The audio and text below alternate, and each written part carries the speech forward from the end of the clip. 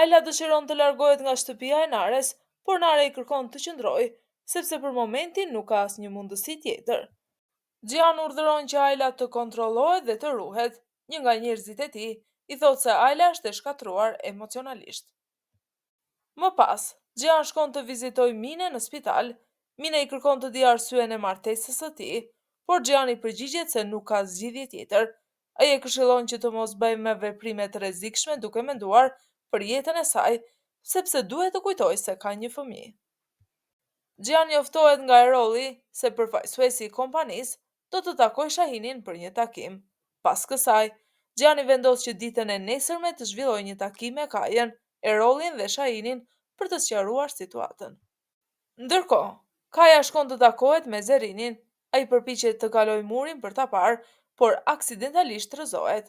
Shahin e sheh dhe tenton ta ndihmojë.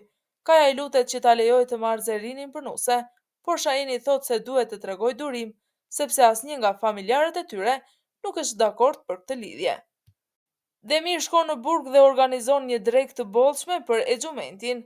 Ai i flet me qetësi dhe i thotë se janë njësoj, sipas tij, që të dyve u është bërë padrejtësi. Demiri përpiqet ta bindë se kanë të njëjtin fat dhe të njëjtat armiqësi. Më pas ai i propozon që ta përfshijë edhe ata në punët e tij, duke i lënë të kuptohet se bashkëpunimi mes tyre mund t'i ndihmojë të arrijnë qëllimet e tyre.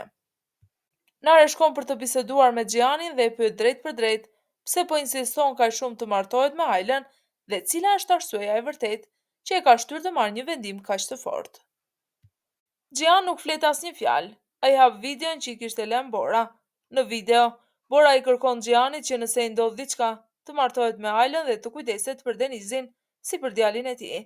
Nare pasi e sheh dhe e dëgjon të vërtetën, e kupton arsyeën e vëllait të saj. Ajo preket shumë dhe pa thënë asnjë gjë, shkon dhe përqafon Gianin. Ajla përfiton nga largimi i Nares, merr sendet e saj dhe vendos të largohet drejt aeroportit.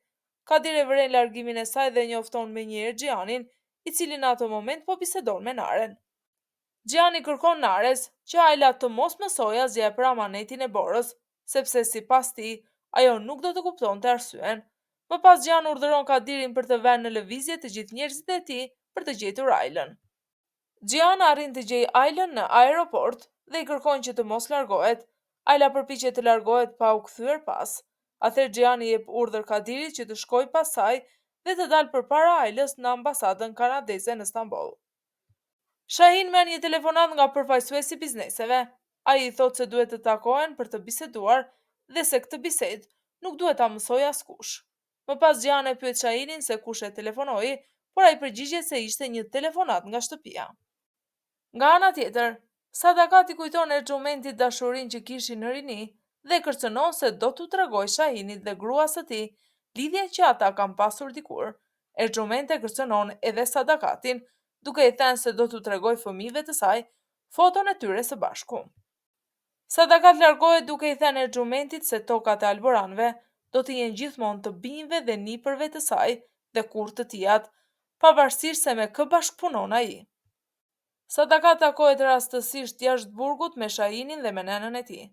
Ajo akuzon drejt për drejt babain e Shahinit, duke i thënë se është ai që po përdor kurthe kundër bijve të saj për të marrë drejtimin e tokave të alboranëve.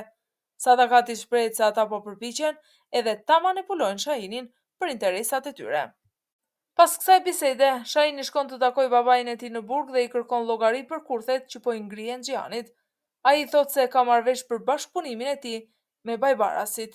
Exhumenti asaroi dhe i thotë Shahinit se gjithçka që po bën, e bën vetëm për një arsye, që Shahin të marrë drejtimin e tokave të alboranëve.